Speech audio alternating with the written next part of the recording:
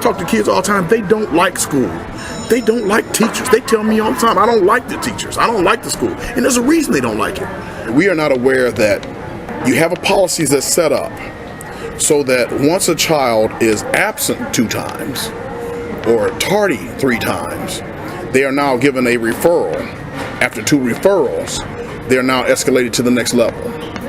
There's no positive reinforcement for anything. There's a great deal of negative. A lot of the discipline issues are being taken up with the money rather than going toward fine arts, which would keep kids interested in school.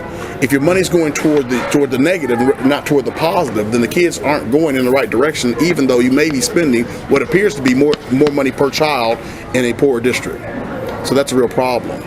The federal money that the schools receive right now, especially with this No Child Left Behind conversation, which they started something called AYP, Annual Yearly Progress.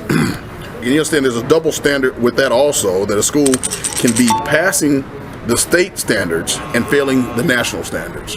You can actually have a school doing acceptable, above acceptable, almost exemplary work and still not be making annual yearly progress. So there's a balancing act that the schools have to look at when they start talking about, are we going to get the federal money? Are we meeting federal standards? But then when they start to fail AYP, the money flows down to help them. They have to do things like character development for kids, et cetera, et cetera. But the problem then is the school systems don't have character development programs that have any success tied to them.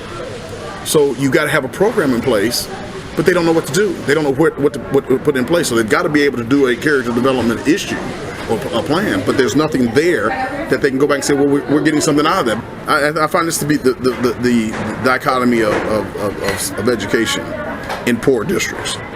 Here's the bad part. If the kid does really, really well, your funding gets cut off.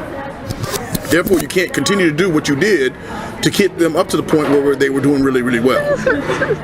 That's a problem. Because once you cut the funding off, if there was something that was working, then that goes away. If a child pushed another child, suddenly they're in the system.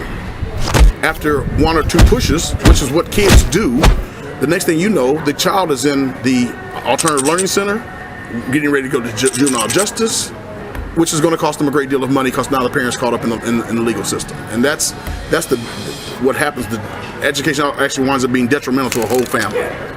A lot of people are not aware that the parents are being made to pay a great deal of money that they themselves don't have, which keeps them digging out of a hole. And it's a catch-22 situation. I don't have the money.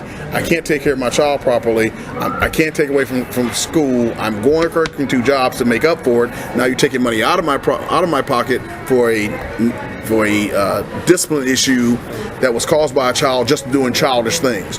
We're talking about the finances of a family. If you have a family that's living on $30,000 a year or less, you're taking 5% of their actual income. And by the way, $30,000 tax, that's before tax money.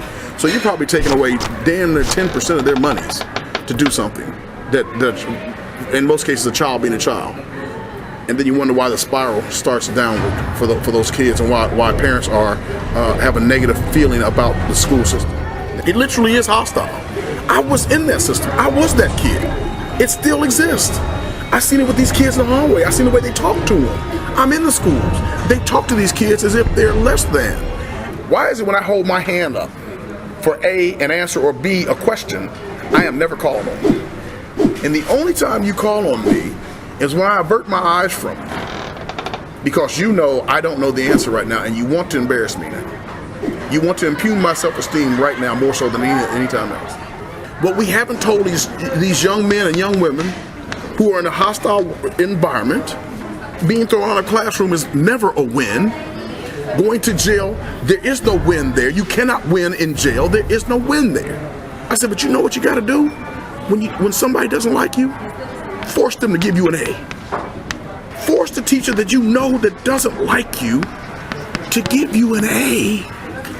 I said, throw the smile on them, baby. Because when they lay that 100 in front of you, and you look at them like, yeah, I got this, and you don't even want to tell me the answer. That's the win.